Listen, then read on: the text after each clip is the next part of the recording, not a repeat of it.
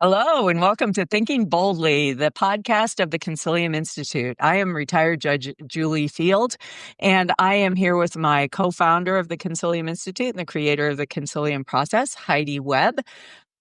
We have the privilege at the Concilium Institute in our Thinking Boldly podcast of talking to thought leaders around the country on different aspects of families, divorce, and just life. And we're very pleased today to have with us Jody Bruns. Jody, thank you for being here today. We're just so excited to have a conversation with you. Thank you. I'm excited about it. Yeah, and I'd love to just let people know about your background. So Jody is the president and founder of the Divorce Lending Association. She is the creator of the Certified Divorce Lending Professional Program and a certified mediator. She is also the visionary behind the REMS, which is the Real Estate Mediation Specialist certification, which equips real estate and mortgage professionals with mediation skills to better support divorce negotiations. With your deep expertise, Jody, and dedication to educating professionals, we know that you've become a leading authority in strategic divorce mortgage planning, and we know how critical that is. So we're just so thrilled to have you here with us today. So thank you for taking time. Yeah, absolutely. I love letting everyone learn more about what we do and how we help the process. Yeah, well, thank you. Well, let me just start and kick us off by just asking, divorce mortgage planning. I know a lot of people who are listening in have gotten mortgages, but how is it different when someone is going through a divorce? So I think the biggest misunderstanding is that they assume divorce mortgage planning is about getting a loan. It's not. Divorce mortgage planning is truly what we do as CDLPs. It's about creating a strategic blueprint because everybody comes in, as you guys know, divorce is unique. Everyone's needs, situation, wants, desires, everything is different. And we need to be able to approach this from a true financial neutral position. And CDLPs, we have training that goes way beyond mortgage guidelines. And that's when you're getting the loan. They're coming to us, they're integrating us early in the process rather than, okay, the settlement agreement's done, go refinance, go do an equity buyout or sell and buy. They're incorporating us early in the process because we can identify red flags in the negotiations. I think the really cool thing about the CDLP versus a traditional loan officer is truly the knowledge. Our CDLP certification, there is a full module on aspects of family law that directly impact real property. We have a full module on financial and tax planning. Again, topics that surround real property, taxes, mortgage financing, family law.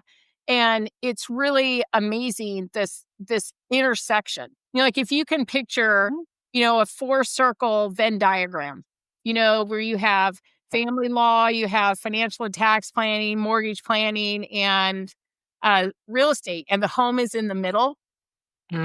Everything hit Right. house, whether it's Yeah. separate marital property, whether it's, there's a quadro involved, if there's retirement income, is there an equity buyout needed? Certain aspects of who's on title to the house can actually affect how much equity can be accessed in the house. It's much, much broader than doing a loan. And untrained loan officers, they just bring the lending side to it. And I will tell you this, probably the biggest factor in this is CDLPs, if we're being brought in to do the divorce mortgage planning, we're paid as fee consultants because we're providing strategies and solutions. We're not providing a loan. Where a traditional loan officer, they're focused on the loan. They want a loan because their income is truly based on the outcome of the divorce. whether they can get a refinance loan or a purchase loan and collect a commission. Now, CDLPs, we can do the mortgage also, but we completely separate the process, because we're literally, if a client comes to us and they're ready for a loan, great. We are licensed mortgage originators. We can help you with that loan. Yeah. If it's early in the process and you need strategies, you need solutions, you need options for both spouses, not just one, then you can come in as a true financial neutral and help put all those plans together so in the end they can effectuate the divorce decree. So, Jody, do you typically work with a couple or do you work with an individual? Both. Literally, it depends. A lot of times we're referred one spouse, obviously, and we're helping them. But at the same time, we're starting to identify how certain language in the settlement agreement can negatively impact the outgoing spouse, and so we really try to take that into consideration. I mean, you guys know this, language is different in every state, jurisdiction, everything. Whether it's a separation agreement in Colorado or if it's an agreement in mediation, it's different everywhere. And when we can sit there and so my thought was going back to language used. In different jurisdictions and areas, support income is called alimony. It's called maintenance. It's called spousal support. It's called spousal maintenance. Well, believe it or not, depending on what it's called, there are different things we can do with it on the mortgage side. Well, really? Yeah. Like what? We'll give an example. I'll give you an example. So most people don't know this, but a lot of our financing guidelines align with IRS tax code. And the IRS, up until a couple of years ago, only referenced alimony. They did not reference maintenance. They did not reference spousal support. Just in the last couple of years, they added in alimony and spousal support. So our guidelines, what it does is just one quick example. Because historically, alimony was tax deductible, we were allowed to reduce it from our borrower's gross income if they were the paying spouse because it was tax deductible. So if you take into consideration, I've seen agreements before where one spouse is to receive 50% of the other spouse's income as maintenance. Well, if you figure on our guideline, we're all about numbers and ratios, right? That spouse paying is already a 50% debt to income ratio. And that's not taking into consideration housing, car payments, anything. But if we can reduce their income by that amount, they start at zero. But here's the thing. We have agencies that if it's called maintenance, you cannot do that.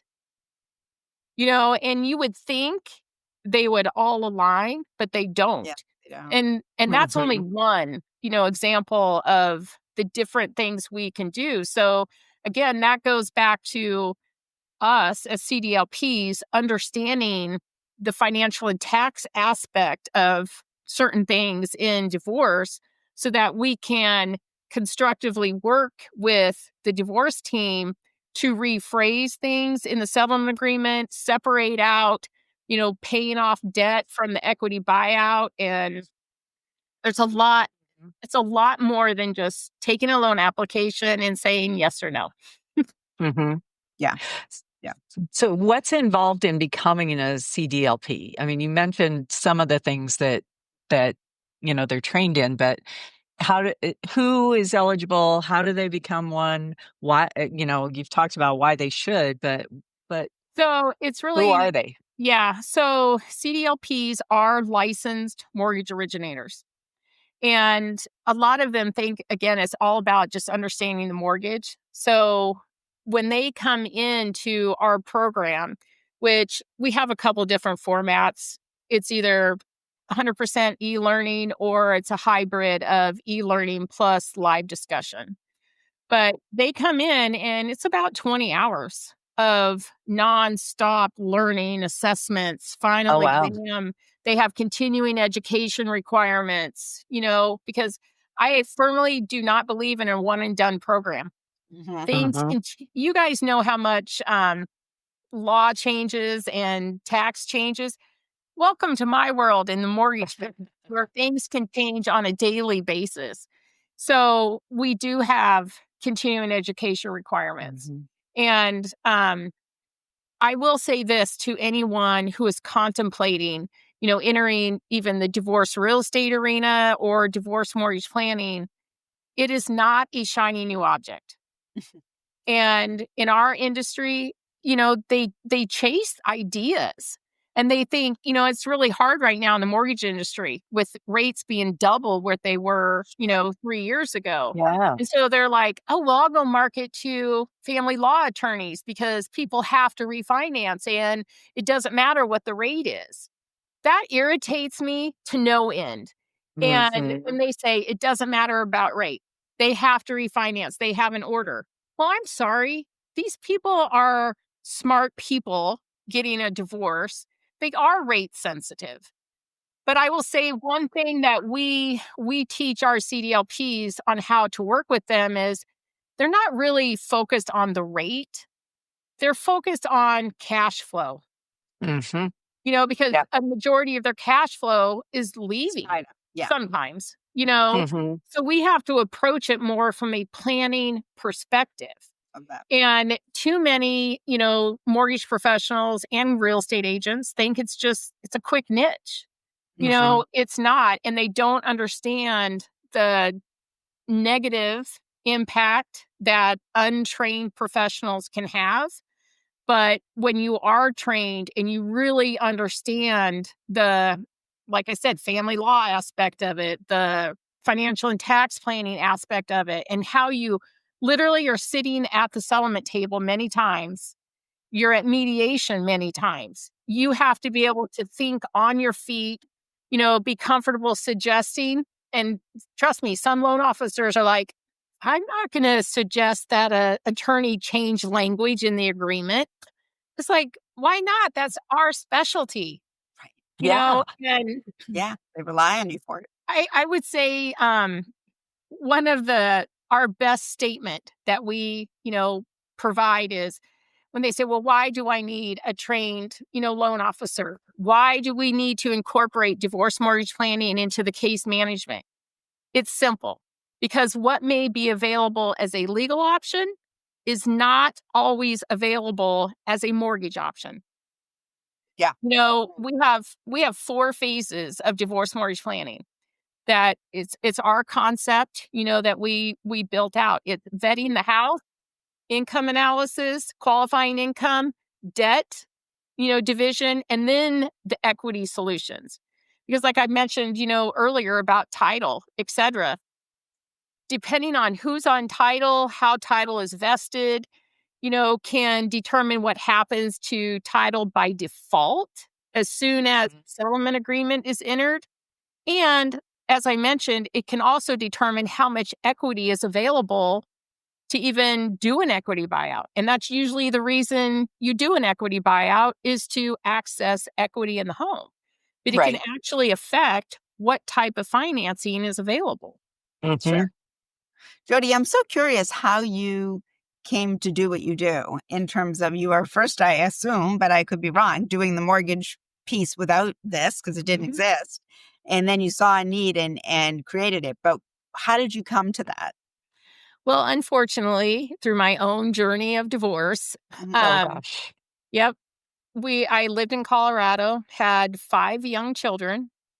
And we had a house. We had real property. I was a mortgage professional already. I've been one for 35 plus years. And I was all of a sudden thrown into the fire. And I was very happy I knew what I knew as a mortgage professional, but I soon Yeah. became aware of what I wasn't aware of. And even more so, I realized that all of those professionals, the family law professionals, the financial planners, et cetera, they didn't know different pieces of the puzzle either. So I was like, wow, And I have one of those minds where I just want to learn. I want Yeah. to learn. Yeah. And before I became a mortgage originator, I was in the financial world anyway. So I was kind of like, wow, there's so much to learn. So I started digging. I started researching aspects of family law, the financial and tax planning. I pulled out previous files I had worked on, and I'm like, oh my gosh, this is like repetitive. And so I started teaching myself and then learning and then learning. And then I researched it. Literally, I tell everybody it's like an addiction. So I developed my own divorce, mortgage practice, working with divorcing clients and attorneys. And then when I got remarried to my high school sweetheart, Oh, Oh, we were in the Chicago market because that's where he was, and we're Illinois farm kids. But I was in Chicago and I was meeting with a law firm, and what they said to me was, we really appreciate your educational approach to this. And they said that they recognized also the gap, in the different professions. And they suggested that I take everything I had learned and actually write a curriculum for the mortgage industry. oh, So wow. that's where it started. that's great. Talk Yeah, about we launched the CDLP in 2014. So we're beyond our 10-year anniversary. And thank Congratulations. yeah, you. or talk about making lemonade out of lemons. Yep. Right. What's funny is, when Paul and I first got married, I'd be downtown Chicago with some attorneys, and we'd probably be spatting about something, and he goes, why aren't you answering my call? I'm like, I'm talking to a divorce attorney. He's like, love you, bye. So there's a lot of those kind of jokes, but Right. Exactly. I also love that you brought the mediation piece into it, that part of your thinking and education was not just around the law or how do you write a better mortgage or how do you negotiate something, but really getting to that mediation piece. How has that benefited you in this work? I I think personally that every professional, even every non-professional, should read about mediation, because it's truly about avoiding conflict, managing conflict, working through conflict. And we do that every day, whether it's like, what do you want for dinner? I don't care. Well, let's go here. No, I don't want to go there. But from a professional standpoint, when we're working with both parties or we're asked to attend mediation, to talk about the real property and the mortgage side, the options are, I really push that our CDLPs get their mediation skills training, whether it's collaboratively trained, whatever it is, even the REMS, because we're not there to mediate the divorce. That's not our job. Mhm. Our job is to do the divorce mortgage planning side of it. But Mhm. if a real estate agent involved or the CDLP is involved, if you do not understand, number one, the mediation process, you don't understand the strategies and, the techniques that are used, you could go in there and you could be totally counterproductive. Mhm. All the forward moving progress that the mediator has made, you could come in there and say, well, these are your options. She needs $3,000 a month in spousal support, or she can't qualify for the mortgage. These are the numbers. One person's going to get ticked off, if they don't want to Right. pay that much. And then all of a sudden you created conflict when that's what we're trying to not do.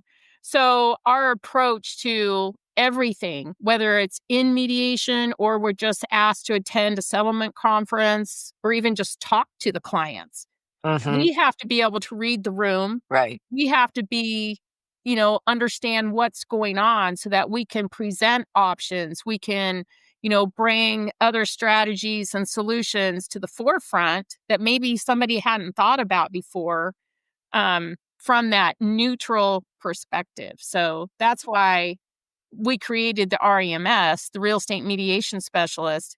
It's specifically designed for real estate professionals and mortgage professionals, preferably CDLPs, to Mhm. really understand that technique, but it's written from a perspective of being the realtor, of being the CDLP, and being that supportive subject matter expert basically Sure. that comes into the mediation situation. That makes all the sense in the world. Huh. I mean, that's great. I mean, sort of, you don't know how you're derailing a process if you don't understand the process itself. And I Absolutely. think it's just so important to Right. be sort of sensitive and aware and able to sort of contribute what you want to contribute and need to contribute in order to move the process forward. And understand your boundaries. Yeah, 100%. Yes, understand what your role is. Your lane. Right. Exactly. Yeah. Yeah. Stay there. Yeah. When do you think it's best if you were to talk to somebody who's either contemplating divorce or divorce attorneys or anybody in your community? What advice do you give them about when to bring in someone like you, a CDLP? As soon as possible. Mhm. Again, they may not think there's an opportunity to retain the marital home. Maybe they're set on selling the house and, dividing the equity and each one purchasing. Mhm. It's really kind of funny. People will say, well, why does that matter? If they're going to sell, they can just go about their business. There's a lot that goes into the planning. If, for example, let's just say it's a husband and a wife, the husband's going to pay support, he can apply for a mortgage immediately. But if it's the wife, she may have to wait 3 to 6 months before she has proof of income. So what Mhm. are you going to do for 3 to 6 months? She doesn't have a house. Right. So the earlier we can get in, the better. Maybe we establish temporary orders so that he's paying the support during the process. That Mhm. starts our calendar ticking, Sure. and it shortens that time frame. Yeah. A lot of Good. times you've probably seen this a lot recently. There's more lump sum payouts now than there are monthly Yeah. payments. Like, great, you have a fat bank account. You have zero income. You cannot get a mortgage. So we can actually sit and work with the entire divorce team on how do we take this $180,000 maintenance buyout and turn it into qualifying income. It takes planning, it takes cooperation. You know, um, a lot of times when there's a high conflict case, it's very hard, to work with that. But I honestly think at the end of the day, the majority of divorcing spouses, they don't want to continue to hurt the other spouse. They want Mhm. somehow to just let's settle. Maybe there's kids involved. How can we work as a complete unit to, make housing work? So, I mean, this aligns so well with our thinking, in terms of optimizing a family's outcome. mhm. And, in the end of the day, it's like everyone's going to live their lives as best they can. And how can we contribute to making that shift as well as we can instead of, causing warfare for years, with people who once loved each other? Yep, Um, absolutely. yeah. Right. So, what are some of the most creative solutions that you've seen? Because it seems in my mediation practice and when I was on the bench, people were looking for creative solutions to address the housing issue and make sure that there was housing for both parents, after divorce, right? And sometimes that requires creating different solutions than just sell the house or or just you refinance. What are some of the most creative solutions that you've seen, especially in recent years as interest rates have gone up and people are trying to navigate this new world that changes, as you said, every day. So, I want to just touch really quickly on something you said about interest rates before answer your question. Yeah, of course. So many people, I get it. It's a true eye opener. They have 3.25% 30-year fixed rates, and now they're going to 6.5, 6.75%. And they're so tied into that low interest rate. Yep. And one of the things that I find is rarely addressed, even by the financial planning side, is the tax filing status. It's changing from joint married, filing married, to single or head of household. They don't understand that there is a cost keeping that 3.25% interest rate. They're either going to pay a lower interest payment or they're going to pay Uncle Sam at the end of the year, because there's a true difference in the actual mortgage payment versus the after-tax cost of funds. And everyone has been caught up, for the last 8 years of the great standard deduction. Yeah, it's great if you're married filing jointly, but it's half that if you're going back to single. So keeping the interest rate, that low interest rate, is not always the best option from a financial planning perspective. But going back to your creative question, the one I love, and it was actually a mediator who wrote this up in the MOU. They knew from talking to one of our CDLPs about the 3 years continuance post loan closing, of support income. And there was an argument, obviously, or conflict back and forth as to how long I'm going to have to pay such and such. And there's also a time frame, obviously, 3 or 6 months, proof of receipt. Maybe you're looking for a new home and it takes 3-4 months to get that. Well, you're eating into this 3 years of continuance, right? This one mediator wrote that something similar to spousal support shall continue for 36 months post loan closing. And I was just like, that was brilliant. Yeah. That was brilliant, because it kept us right there. Some of the things that we will do, a lot of time it almost appears like a shell game. It's like reclassifying, this income to that income.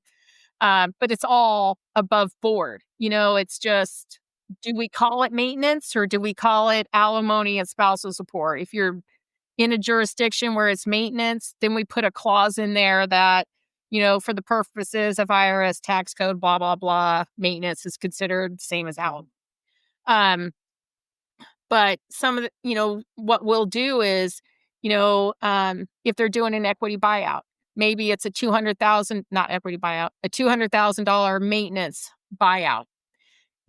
Okay, well, we need such and such income for a certain amount of time.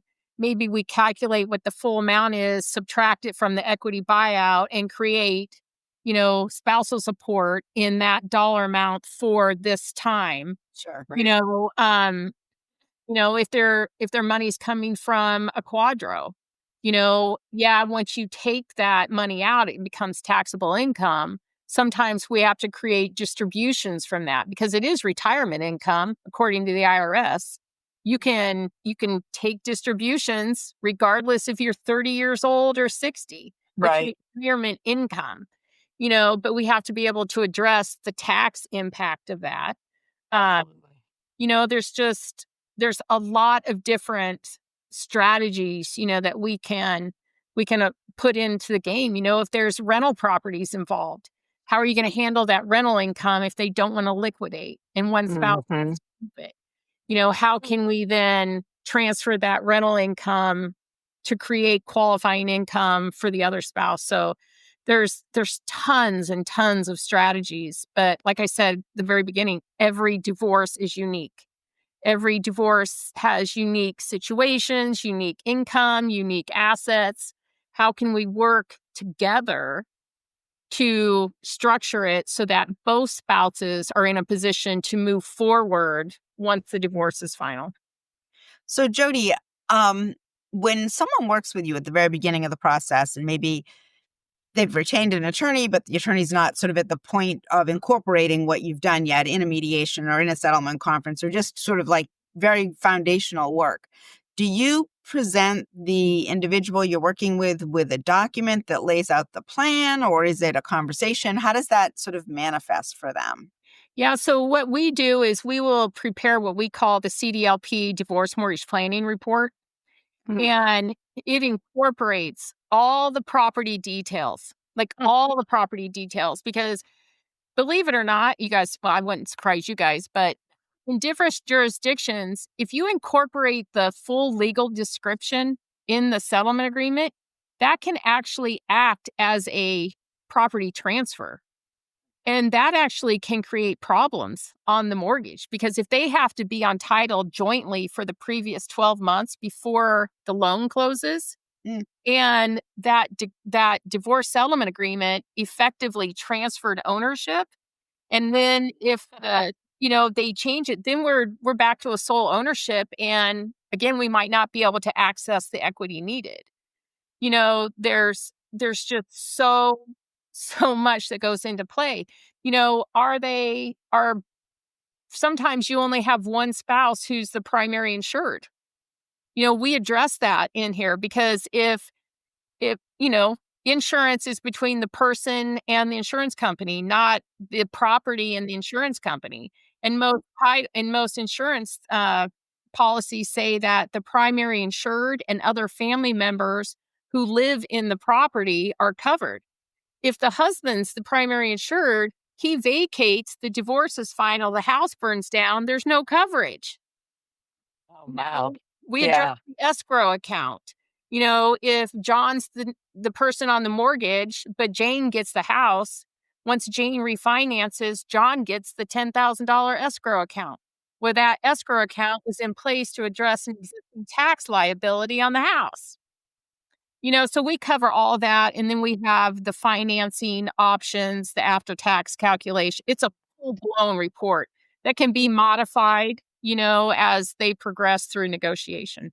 Mm-hmm. Do you work with them on an hourly basis, on a flat fee basis? Like what are the terms of, or is it independent? So how we approach that is basically depends on the client's needs. Yeah. Like I said, if they're in a position right now where what they need is a mortgage loan, then they go through the traditional mortgage loan process.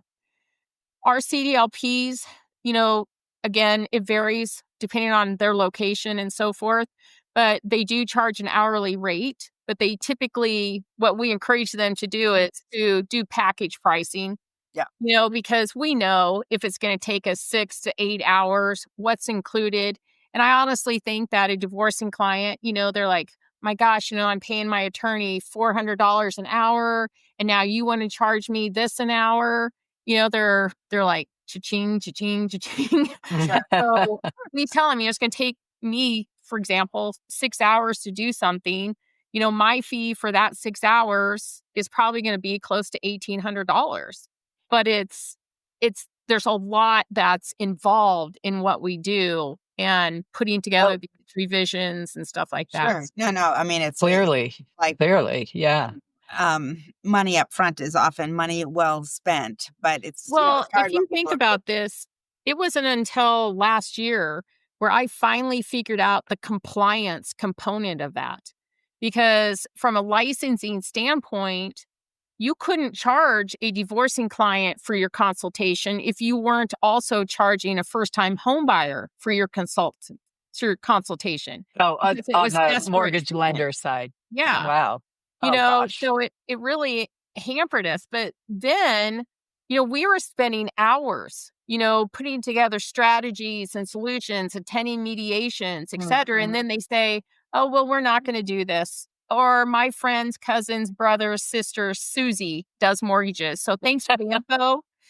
So it wasn't a viable business practice. Yeah. So, yeah. But again, too, being able to be compensated on an hourly basis puts us more into that financial neutral process where our income is not derived, again, based on the outcome of a divorce as traditional loan officers are. Mm-hmm. And how many states do you have CDLPs in? 50. 50. You nice. do? Well done. That is. We used to have one physically located in Alaska, and then she retired. But I know that we have loan officers or CDLPs who are licensed in all states. But doing the divorce mortgage planning aspect of it is not based off of where our mortgage licenses are held. So so you can do it even if it. Nice. Yeah. Nice. Yeah. I'm very proud of it. So. Yeah, well, you should be. I think you created such an awesome offering for people. I mean, it's sort of like, I don't know, it's sort of like a toothbrush. You didn't know you needed it, and then it was there. It's like, how do we live without this? This is awesome. So we're welcoming, Consilium is welcoming, mortgage brokers and certified, especially people with the credential of the CDLP, into our tapestry. And we're just excited to have folks and expand our network with the expertise of your network. Um, how do people, if they are looking for a CDLP, what's the best way for them to find someone who's an expert in this field? Yeah, absolutely. You can visit our website. Again, we're with the Divorce Lending Association. Our website is divorcelendingassociation.com. You'll find tons of valuable information there, from our articles to our blogs. We offer continuing legal education, continuing mediation education. We just got approved to do judicial education. Oh, cool. We do the financial planners, the realtors, but also there's a lot of consumer education there as well. You'll find a directory of all CDLPs and REMS certified members also. You'll find information on allied professionals, for other divorce professionals to, get our journal, our newsletters, et cetera. So it's a ton of information there. Wow. Fantastic. So just a quick question for you. You talked about your self-learning journey and how you educated yourself on all these different issues. Do you read? Is that like is your hobby to read like these business books that give you that kind of insight? Or what do you do when you're not Putting your thinking feet up. about this? Yeah, when you're not thinking When I'm about this not stuff. thinking about it. You know what, ladies? Some days I wake up and I'm like, oh my gosh, I dreamt about the answer. My brain does not stop. And my husband laughs Uh-huh. when I talk in my sleep in Spanish. It's like, what do you? And I'm like, oh yeah, I was talking to a client. Yeah. Never mind. But I do like to read. One of the things that my mom taught me when I was young was to speed read. Mm. So that helps. Wow. But we went on a trip last fall. We went to Spain, and Oh, nice. everyone was sleeping on the plane, and I'd read an entire book. And everyone's like, "You read that?" I'm like, "Yeah." But I like books that go anywhere from just self-improvement to, how to strategically build your business, how to strategically, brand yourself. I love mediation books. I would say my favorite book is The Power of a Positive Woman. It's by Cheryl Ladd. And I read that when I was going through my divorce. And it really ties in your power of an individual in with your faith. And I love that book, Power of a Positive Woman. And, I read other books like, The Product is You. Uh-huh. Tony Jerry's, Results Faster. I have a book on becoming an expert witness. So they go everywhere in all Wow. different directions, but I love it. And I love being able to incorporate the things I learned from that into coaching, our members so that they can, implement that kind of knowledge into, what we're doing as CDLPs.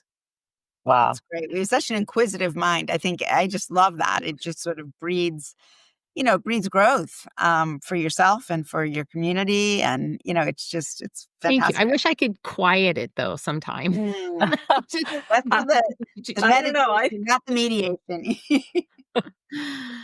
I think whatever lessons you got from The Power of a Positive Woman have stuck, because you absolutely are one of the most inspirational, positive, strong women that we have spoken to and had the privilege of speaking to. So thank you so much, Jody, for taking time. Thank you for the work that you do. It's so important for people who are at that very fraught financial moment in the divorce when they're trying to figure out, where am I going to live and how am I going to pay for it? Having a good guiding hand of someone like you, or someone who knows what you know because you've taken your gift and shared it with the world is just enormous. So thank you so much for the Thank you work for that you sharing do, that. and the program that you've built. And thanks for taking just a short amount of time today to talk with us. It's been our privilege. Absolutely. I enjoyed it very much. Well, fantastic. Thank you. And thank you for all you do. Thank you.